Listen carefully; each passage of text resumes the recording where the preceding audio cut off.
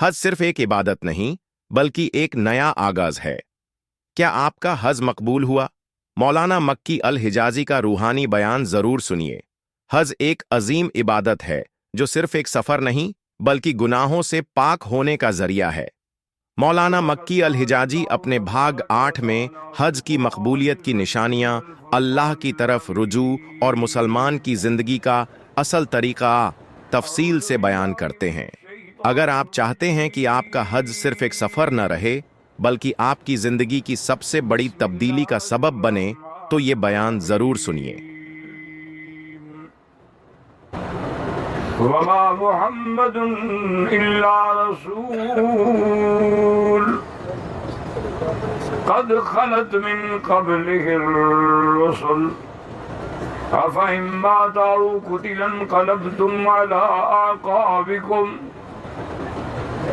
फमन यन्क़लिब अला अक़बैहि फलन यज़ुर्रल्लाह शैआ वक़ाल फ़ी मक़ामिन आख़र इन्नक मय्यितुन व इन्नहुम मय्यितून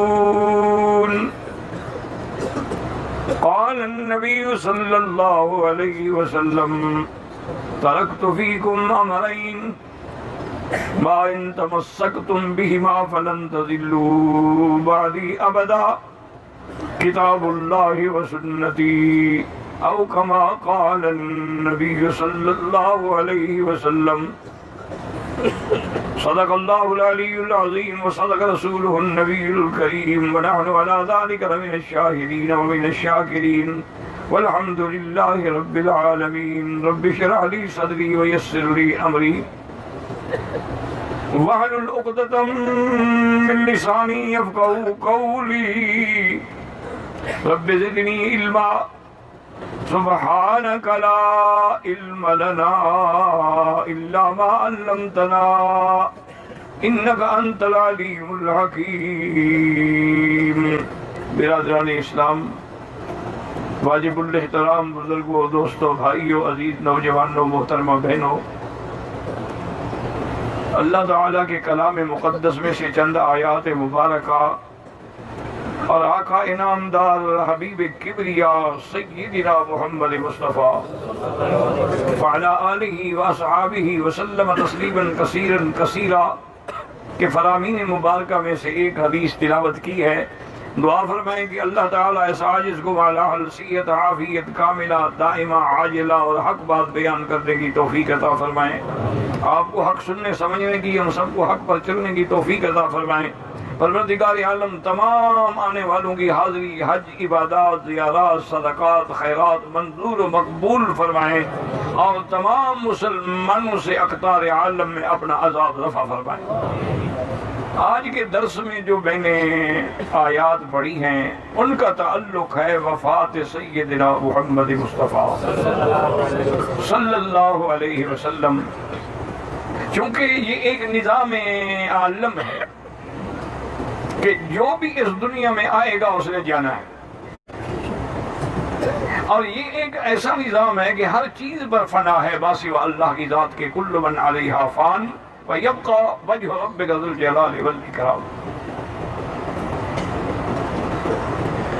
अल हय्य अल क़य्यूम ये सिर्फ अल्लाह की सिफत है। जितना मखलूक अल्लाह ने पैदा की है, नूरी है, नारी है, खाकी है, सब पे मौत आनी है। अंबिया पर भी मौत आई, औलिया पर भी मौत आई, इसी तरह अल्लाह के फरिश्तों पर भी मौत आई, तमाम मलाइका पर भी मौत आए। सही हदीस मुबारक में है कि जब सब मलाइका पे मौत आ जाएगी अल्लाह पाक फरमाएंगे वह आलम, और वो जानते हैं कि या जिब्राइल कम बकिया मिन इबादी, कि मेरे कितने बंदे बच गए।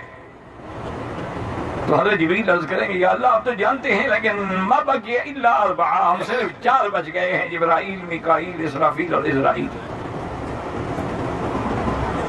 अल्लाह ताला हुक्म देंगे कि हज़रत जिब्राइल अलैहिस्सलाम को कि इन 3 की रूह कब्ज़ कर लो। ये जरूरी नहीं है कि रूह मलकुल मौत कब्ज़ करे, जिसको अल्लाह हुक्म दे। جب وہ تینوں کی بھی موت آ گئی تو اللہ پھر فرمائے گا کم بقیہ من عبادی، کتنے ہو گئے؟ ما بقیہ الا عبدک الذلیل، یا اللہ اب تو تیرا ایک ہی عاجز بندہ بچا ہے، فرمایا مت، تم بھی مر جاؤ۔ تو ملائکہ پر بھی موت آئے گی، تمام مخلوق پر موت آئے گی۔ اور یہ بھی بڑی عجیب بات ہے کہ دنیا کے اندر خدا کے منکر پیدا ہوئے ہیں، انبیاء کے منکر پیدا ہوئے ہیں، اولیاء کے منکر پیدا ہوئے ہیں، صحابہ کے منکر پیدا ہوئے ہیں، اہل بیت کے منکر پیدا ہوئے، لیکن موت کا کوئی منکر پیدا نہیں ہوا۔ یعنی موت کے بعد کی جو زندگی ہے اس کے تو منکر ہیں، لیکن موت کا حتیٰ کہ مشرکین مکہ بھی کہتے تھے کہ ہم مرتے بھی ہیں جیتے بھی ہیں، ان ہی الا حیاتنا الدنیا نموت ونحیا۔ ابھی بڑی توجہ کے ساتھ غور کریں کہ یہ سارا سلسلہ جو ہے وہ حجۃ الوداع کے ساتھ ہے۔ حضور پاک نے رحمت دو جہاں نے حجۃ الوداع میں اعلان فرما دیا تھا، خذوا عنی مناسککم لعلی لا اراکم بعد عامی ھذا۔ آپ نے اعلان فرما دیا تھا لوگوں مسائل سیکھ لو، حج کے مسائل سیکھ لو، ہو سکتا ہے کہ اگلے ساتھ میری تمہارے ساتھ ملاقات نہ ہو۔ یہ اشارہ تھا۔ اسی طرح جب سورۃ نازل ہوئی، سورۃ النصر، اذا جاء نصر اللہ والفتح ورأيت الناس يدخلون في دين الله أفواجا فسبح بحمد ربك واستغفره إنه كان توابا۔ سورۃ النصر نازل ہوئی، اب دین میں جماعتوں کی جماعتیں دوڑ دوڑ کے داخل ہو رہی ہیں۔ اللہ پاک نے نبی کو حکم دیا کہ میرا مدنی اب زیادہ سے زیادہ وقت اپنا تسبیح، تحمید اور استغفار میں لگائیں۔ اشارہ تھا کہ اب آپ کی وفات قریب آ گئی، کام مکمل ہو گیا۔ اسی طرح جب آیت تکمیل نازل ہوئی، اليوم اکملت لکم دینکم وَأَتْمَمْتُ عَلَيْكُمْ نِعْمَتِي وَرَضِيتُ لَكُمُ الْإِسْلَامَ دِينًا۔ اللہ نے فرمایا میرا مدنی آج ہم نے تیرے دین کو مکمل کر دیا ہے۔ جس کو اللہ مکمل کر دے وہ کبھی ناقص نہیں ہو سکتا۔ اور اللہ نے فرمایا ہم نے آپ پر نعمتیں تمام کر دی ہیں، نعمتیں پوری کر دی ہیں، اور ہم نے دین اسلام کو قیامت تک کے لیے پسندیدہ دین قرار دے دیا ہے۔ جب یہ آیت نازل ہوئی فبکا ابی بکر رضی اللہ عنہ، حضرت ابو بکر رونے لگے۔ صحابہ نے پوچھا کیا بات ہے؟ اس نے کہا مجھے اس آیت سے خوشبو آ رہی ہے وفات رسول اللہ کی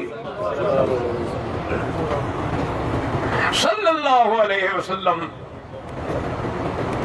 اور اسی طرح جب حضور پاک حج فرما کے مدینہ منورہ میں تشریف لے آئے،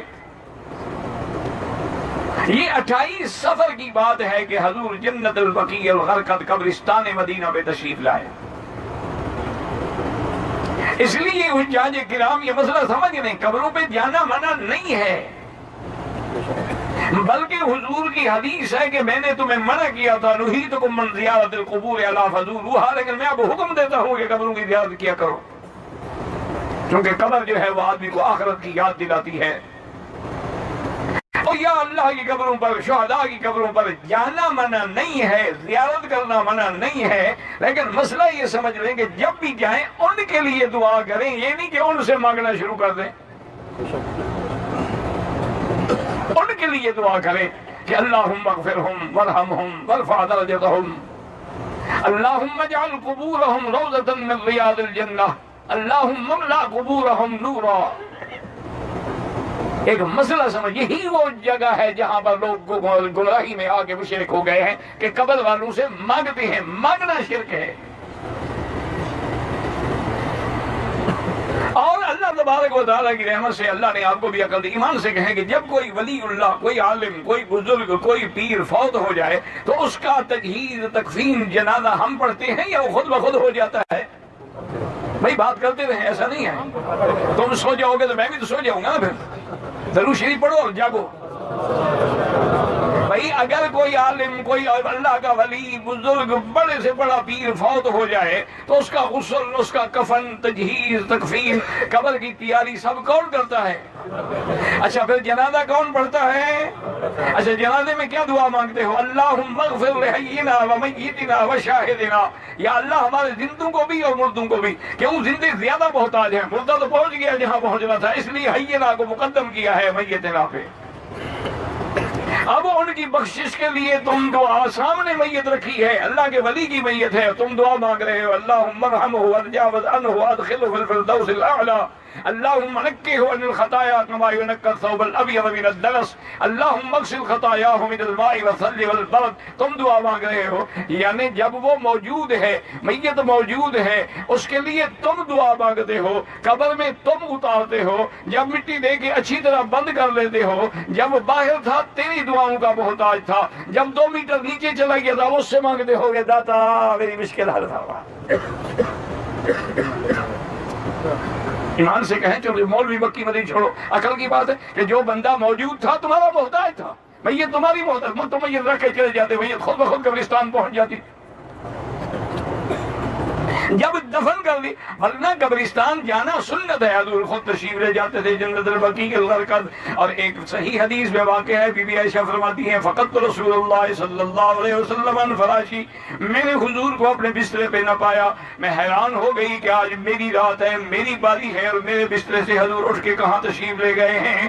فرماتی ہے چونکہ میں قریش سردار کی بیٹی تھی، میں پاؤں پہچانتی تھی، چاند کھلا ہوا تھا، میں حضور کے پاؤں دیکھ کے چلتی گئی کہ حضور پتہ نہیں کس مجھے چھوڑ کے کون سی بیوی کے گھر میں گئے ہیں۔ جب چلتے چلتے میں نے دیکھا کہ حضور جنت البقیع کے دروازے پہ کھڑے دعائیں مانگ رہے۔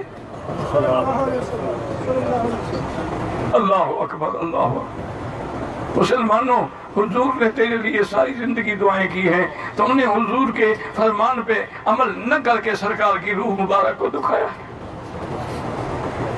حضور لمبی لمبی دعا مانگے، اللہم اغفر لامتی یا رب امتی یا رب امتی۔ بی بی عائشہ فرماتی ہے میں چھپ کے کھڑی ہو گئی تاکہ حضور کی دعا میں شریک ہو جاؤں، اور میں آہستہ آہستہ آمین آمین کہتی رہی، چونکہ یہ شرعی مسئلہ ہے، ایک آدمی دعا کرتا ہے، ایک آمین کہتا ہے تو اس کو بھی اللہ انہی الفاظ کے مطابق ثواب دیتے ہیں۔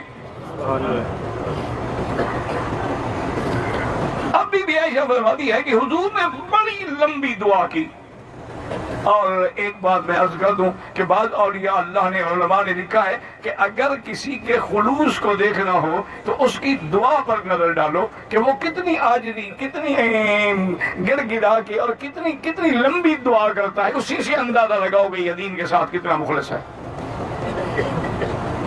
اور جو ہاتھ اٹھا اللہ اکبر کر کے بھاگتا ہے تو سمجھو گڑبڑ ہے، مسئلہ خراب ہے، اس کو اللہ کے ساتھ لو لگانے میں مزہ ہی نہیں آ رہا۔ حضور لمبی دعا فرماتے رہے۔ بی بی عائشہ کہتی ہے اب جب مجھے اندازہ ہوا، بی بی عائشہ کو پتا تھا کہ ان الفاظ پہ ہمیشہ حضور دعا ختم فرماتے ہیں، تو میں جلدی سے راستہ بدل کے تیز تیز چلتی ہوئی اپنے حجرے میں پہنچی تاکہ حضور کو پتہ نہ لگ جائے کہ میں حضور کا بیڑا اٹھا کے حضور کو ڈھونڈ رہی ہوں۔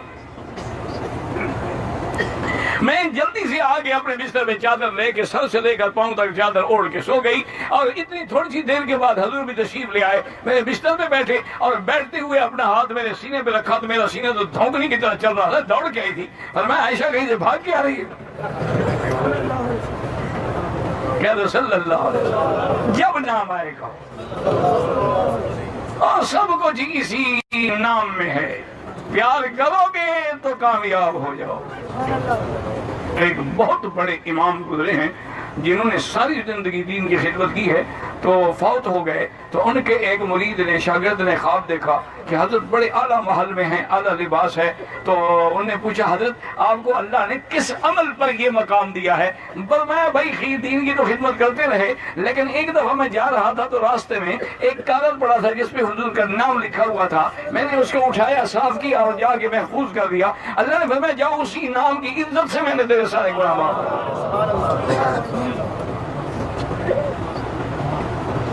اب حضور صلی اللہ علیہ وسلم نے فرمایا کہ عائشہ تم بھاگ کے آ رہی ہو؟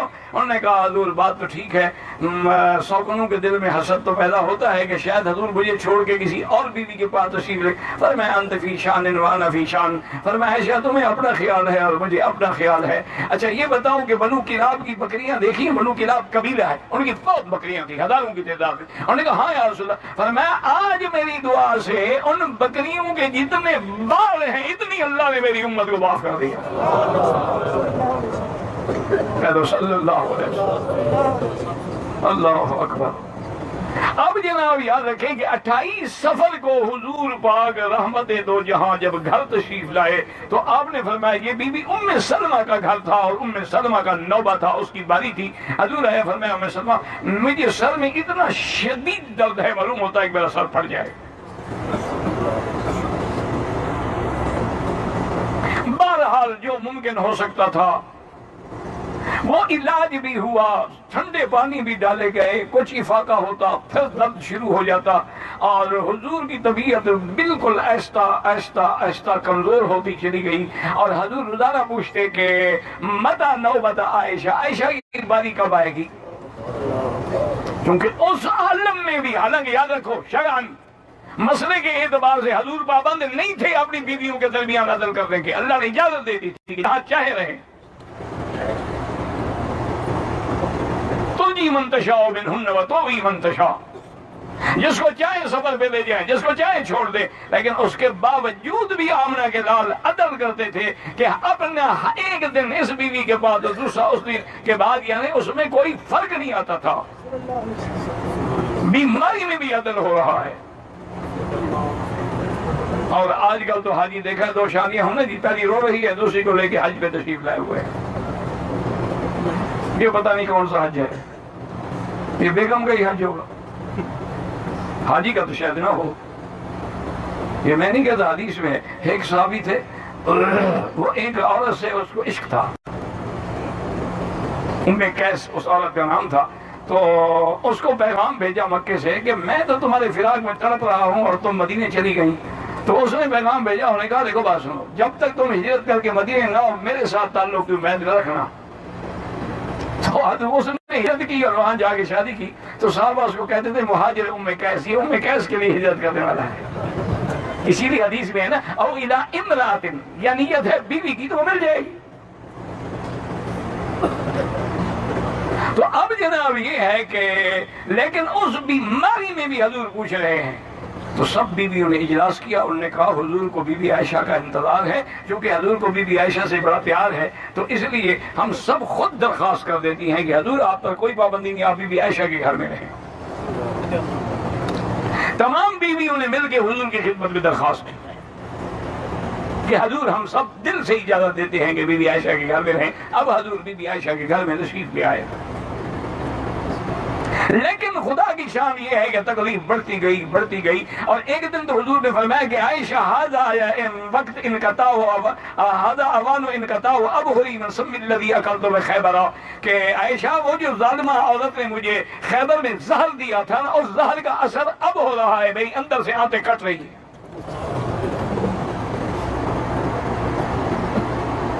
اسی اثنا میں حضور صلی اللہ علیہ وسلم اسی تکلیف کے عالم میں حضور تشریف لائے، مسجد نبی میں نماز پڑھائی، منبر پہ بیٹھے اور آپ نے خطاب فرمایا. اور سب سے پہلے آپ نے یہ فرمایا کہ استودعکم اللہ، میں تم سب کو الوداع کہتا ہوں.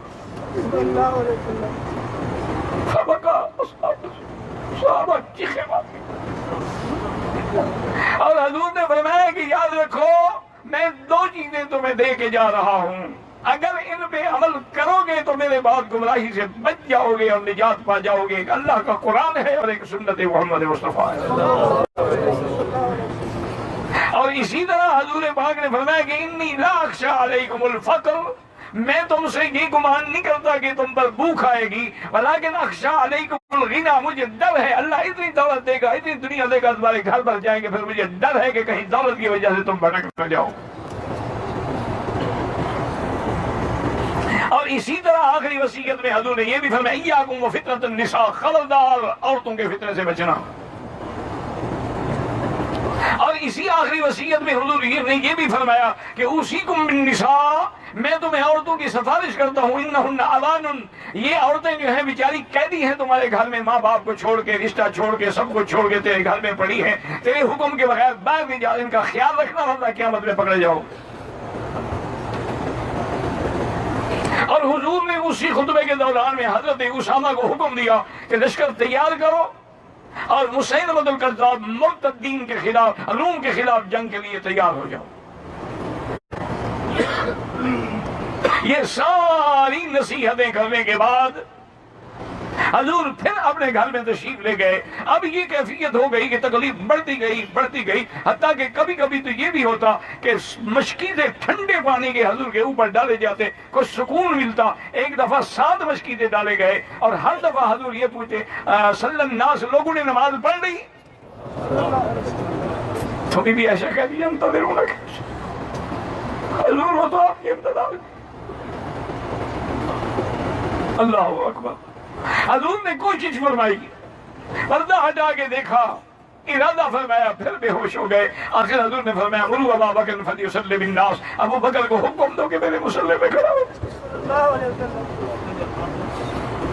بی بی عائشہ نے کہا، اور اس میں اس نے بی بی حفصہ کو بھی شامل کیا، بی بی زینب کو بھی شامل کیا کہ یا رسول اللہ ان ابا بکر رقیق القلب، ابو بکر جو ہے وہ تو بڑے نرم دل ہیں، وہ مصلی پہ نہیں کھڑے ہو کے نماز پڑھا سکیں گے، آپ حضرت عمر کو حکم دیں یا کسی اور کو حکم دیں۔ حضور ناراض ہو کے فرمایا انتن صواحبات یوسف، تم یوسف کی وہی سہیلیاں ہو جن نے اس کو گمراہ کرنے کی کوشش کی تھی، کیا کہہ رہی ہو؟ مروا ابا بکر فلیصلی بالناس۔ لیکن یہ بات سمجھیں کہ آخر بی بی عائشہ کو کیا تکلیف تھی کہ ابو بکر مصلی پہ نہ آئے؟ اس کے لیے تو فخر تھا کہ اس کا باپ مصلی پہ کھڑا ہو رہا ہے۔ وجہ یہ تھی کہ بی بی عائشہ یہ نہیں چاہتی تھی کہ ہمارے بارے میں کوئی بدظنی اختیار کی جائے کہ یہ حضور کی موت کا انتظار کر رہے تھے، حضور کو تکلیف ہوئی تو مصلی پہ قبضہ کر لیا، کل کو ہمارے ابے پہ الزام نہ لگایا جائے۔ بی بی عائشہ بڑی عالمہ تھی، ذکیہ تھی، ذہینہ تھی، اور اسی کے اثناء میں حضور کی طبیعت سنبھل گئی تو آپ نے حضرت علی اور حضرت فضل کے کندھے پہ ہاتھ رکھا۔ بی بی عائشہ فرماتی ہے میں دیکھ رہی ہوں کہ حضور کے پاؤں مبارک ایسے زمین پہ جیسے لکیر کھینچ رہے ہیں، پاؤں نہیں رکھ سکتے تھے، ان کے کندھے پہ زور رکھ کے چلے۔ ابو بکر کو احساس ہوا، پیچھے ہٹنے لگا، فرمایا الا مکانک یا ابی بکر، یہاں کھڑے رہو۔ لیکن ابو بکر پیچھے ہٹ گئے، حضور آگے جا کے بیٹھ گئے۔ اب حضور ابو بکر کے امام تھے اور ابو بکر امت کا امام تھا۔ جب نماز ہو گئی آپ نے فرمایا مار گیا ابی بکر، تم کیوں ہٹ گئے؟ اس نے کہا یا رسول اللہ مارے اپنے ابی قحافہ کے بیٹے کی کیا طاقت ہے کہ نبی کے آگے کھڑے ہو کے نماز پڑھائے؟ حضور صلی اللہ علیہ وسلم پھر گھر میں تشریف لے گئے۔ تکلیف بڑھتی رہی، کم ہوتی رہی۔ اسی اصلاح میں حضور نے صحابہ بھی بیٹھے ہیں، آپ نے فرمایا یہ تو نہیں بکرتاسن، سفید کاغذ اور قلم لے آؤ، میں تمہیں کچھ لکھ دوں تاکہ میرے بعد کوئی گمراہی میں مبتلا نہ ہو۔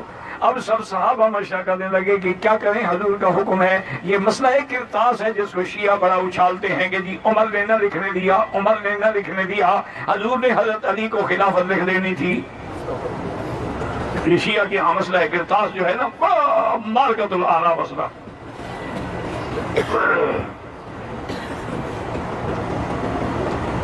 اب مسئلہ اصل میں سمجھیں کہ کاتب حضرت علی تھے یا حضرت عمر؟ بھائی بات کریں نا، حضور کے کاتب الوحی کون تھے؟ تو اس واقعے بعد حضور 4 دن زندہ رہے ہیں تو حضرت علی نے کیوں نہیں کاغذ قلم لا کے دے دیا؟ یہ جھوٹ ہے۔ حضرت عمر کا اخلاص تھا اور اپنے ذمے ایک داغ دھونا تھا کہ ایک دفعہ حضرت عمر تورات پڑھ رہے تھے، حضور ناراض ہو گئے اور فرمایا لو کان موسیٰ حیا لما وسعہ لاتباعی، تو حضرت عمر نے کہا رضیت باللہ ربا وبالاسلام دینا۔ آج حضرت عمر کو موقع ملا، ان نے صحابہ سے کہا بھی دین مکمل ہو گیا ہے، حضور کو تکلیف ہے، ہم حضور سے کیا لکھوائیں، حسبنا کتاب اللہ، تاکہ حضور کے دل میں وہ بات نہ رہے۔ حضور نے فرمایا اچھا تم چلے جاؤ، سب چلے جاؤ، سارے لیکن ذمہ داری تو حضرت علی کی تھی نا۔ حضرت عمر کی 24 گھنٹے تو گھر میں نہیں بیٹھے تھے، اور اگر حضرت علی حضرت عمر سے ڈر گیا تو پھر مشکل کشا کیسے ہوا؟ اصل بات سنو، ایک صحیح روایت ہے کہ حضرت عباس نے حضرت علی کو بلایا، کہہ دو رضی اللہ عنہ۔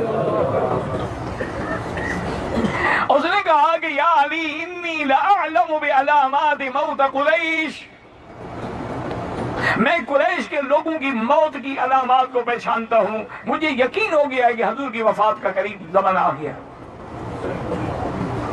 میرا مشورہ یہ ہے کہ تم حضور سے جا کے حضور کے بعد خلافت لکھوا لو، کیونکہ حضور کی آپ کے ساتھ بڑی محبت ہے۔ حضرت علی نے عرض کیا یا عباس میں کبھی یہ بات نہیں کروں گا، اس کی وجہ یہ ہے، پہلی بات تو یہ ہے کہ حضور تکلیف میں ہے اور ہم خلافتیں لکھواتے پھریں، اور دوسری بات یہ ہے کہ اگر حضور نے خلافت لکھ دی تو الحمدللہ، اگر حضور نے انکار کر دیا تو قیامت تک ہمارے خاندان میں خلافت نہیں آئے گی، اس لیے اس مسئلے کو رہنے دو، جو اللہ چاہیں گے وہ ہوگا۔ اس کے بعد اسی اثناء میں سیدہ فاطمہ الزہرا رضی اللہ عنہا حضور کے پاس تشریف لائیں، حضور نے قریب بٹھایا اور اشارہ کیا اور کان میں بات کی تو بی بی فاطمہ رونے لگ گئی۔ تھوڑی دیر گزری پھر اشارہ کیا، پھر دوسرے کان میں بات کی تو بی بی فاطمہ ہنسنے لگ گئی۔ بی بی عائشہ فرماتی ہے میں حیران ہو گئی، یہ کون سا ہنسنے کا مقام ہے؟ بی بی فاطمہ تو بڑی ذکی چیز ہے، یہ ہنسنے کا مقام ہے کہ بی بی حضور کی موت کا وقت ہے اور بی بی ہنس رہی ہے۔ اس کے بعد فرمایا کہ فاطمہ فدعینی ابناک، اپنے بچوں کو بھی بلاؤ، میں حسن حسین کو دیکھنا چاہتا ہوں۔ اللہ اکبر۔ بی بی عائشہ فرماتی حسن حسین آئے چمٹے ہوئے، لیکن حضور میں اتنی طاقت نہیں ہے کہ ان کو ملا سکیں، اور اتنی طاقت بھی نہیں ہے کہ ہاتھ پھیر سکیں سر پہ۔ حضور دیکھ رہے ہیں کہ آنکھوں سے آنسو۔ حضرت حسن حسین نے جب یہ عالم دیکھا تو وہ بھی رونے لگے۔ اللہ اکبر، اللہ اکبر۔ اور اسی اثناء بیماری میں عبد الرحمن ابن عوف آئے عیادت کے لیے۔ عبد الرحمن ابن ابی بکر، ابو بکر کے بیٹے عبد الرحمن بی بی عائشہ کا بھائی، وہ ان کے ہاتھ میں مسواک تھا۔ بی بی عائشہ فرماتی ہے حضور بڑی محبت سے مسواک کی طرف دیکھ رہے تھے، میں سمجھ گئی کہ حضور کو مسواک چاہیے، تو میں نے کہا حضور میں مسواک لے کے پیش کروں؟ فرمایا ہاں پیش کرو۔ میرے بھائی سے مسواک لیا، حضور نے اشارہ کیا کہ عائشہ مجھ میں طاقت نہیں ہے، اس کو خود نرم کر کے مجھے۔ بی بی عائشہ فرماتی ہے میں نے اپنے منہ سے اس مسواک کو نرم کیا، اس کے بعد حضور کو دیا۔ اسی لیے بی بی عائشہ فخر کرتی تھی کہ اللہ نے یہ میری شان ہے کہ فی نوبتی فی بیتی بین السحری والنہری، کہ میرا گھر، میری باری، میرے سینے پہ حضور کا سر مبارک تھا، اور آخری چیز جو اندر حضور کے گئی ہے وہ میرا لعاب تھا۔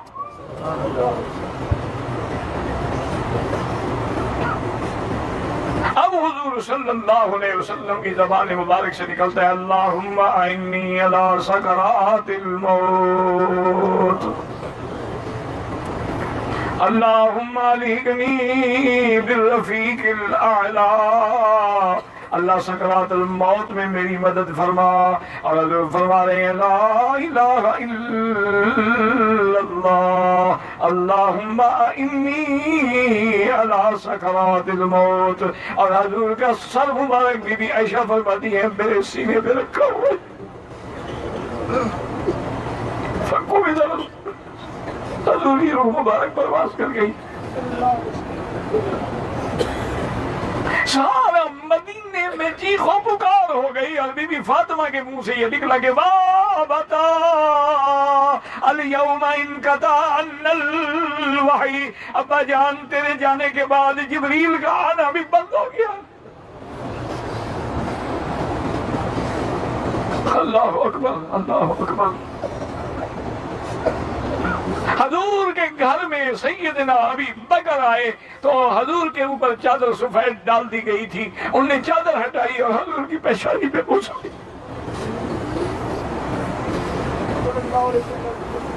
اور باہر آئے تو حضرت عمر جوش میں ہیں، کہتے ہیں من قال ان محمدن قد مات، اگر کسی نے کہا حضور پہ موت آ گئی ہے، عمر کی تلوار فیصلہ کرے گی، حضور پہ موت نہیں آئی، حضور بے ہوش ہیں۔ حضرت عمر کے دماغ میں یہ بات تھی کہ جب آپ کی نبوت قیامت تک ہے تو موت کیسے آ گئی؟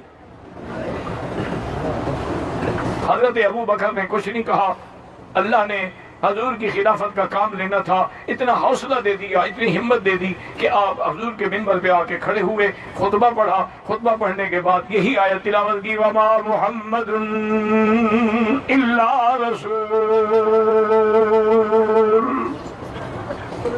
قَدْ خَلَتْ مِن قَبْلِهِ الرُّسُلُ، محمد مصطفیٰ اللہ کے رسول ہیں، آپ سے پہلے بھی رسول گزرے ہیں، ان پر بھی موت آئی ہے، اور اللہ نے فرمایا تھا اِنَّكَ مَيِّتٌ وَإِنَّهُمْ مَيِّتُونَ، میرا مدنی آپ پہ بھی موت آئے گی اور ان پر بھی موت آئے گی، اور اللہ نے یہ بھی اعلان فرما دیا كُلُّ نَفْسٍ كُلُّ مَنْ عَلَيْهَا فَانٍ وَيَبْقَى وَجْهُ رَبِّكَ ذُو الْجَلَالِ وَالْإِكْرَامِ، اور حضرت ابو بکر کا وہ خطبہ بڑا عظیم خطبہ فرمایا، من كان يعبد منكم محمدا فإن محمدا قد مات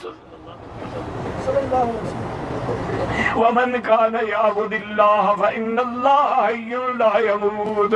آپ نے فرمایا لوگوں اگر تم حضور محمد مصطفیٰ کی عبادت کرتے تھے، سن لو کہ حضور پہ موت آ گئی ہے، صرف وہ ذات ہے جس پہ کبھی موت نہیں آئے گی، فَإِنَّ اللَّهَ حَيٌّ لَا يَمُوتُ۔ حضرت عمر کہتی ہیں ان آیات کے سننے کے بعد اللہ کی شان ہے، مجھے ایسے معلوم ہوا کہ یہ آج نازل ہوئی ہیں، اور مجھے بھی یقین ہو گیا کہ حضور پہ وفات ہو گئی۔ اب مسئلہ یہ تھا کہ حضور کو غسل کیسے دیا جائے، یعنی آپ کے کپڑے مبارک اتار کے دیا جائے۔ آواز آئی کہ انبیاء کے کپڑے نہیں اتارے جاتے، انبیاء کے سطر زندگی میں بھی اور موت میں بھی، موت کے بعد بھی باقی رہتی ہیں، لہذا حضور کو اسی کپڑوں میں غسل دے دیا جائے۔ غسل کا مسئلہ حل ہوا۔ اب مسئلہ پیدا ہوا کہ حضور کو دفن کہاں کیا جائے، تو حضرت ابو بکر نے آ کے فرمایا صحابہ سے کہ میں نے حضور سے سنا تھا اللہ پاک جس پیغمبر کی جس جگہ روح قبض کرتے ہیں یدفن فی، اسی جگہ دفن کیا جاتا ہے۔ اب یہ مسئلہ بھی حل ہو گیا۔ اب مسئلہ یہ تھا کہ حضور کی قبر کیسے بنائی جائے، کیوں قبر کے یاد رکھو دو طریقے ہوتے ہیں، ایک تو ایسے سیدھی قبر ہوتے ہیں اور ایک ہوتی ہے لحد۔ لحد مانا کہ اس دیوار کے اندر پھر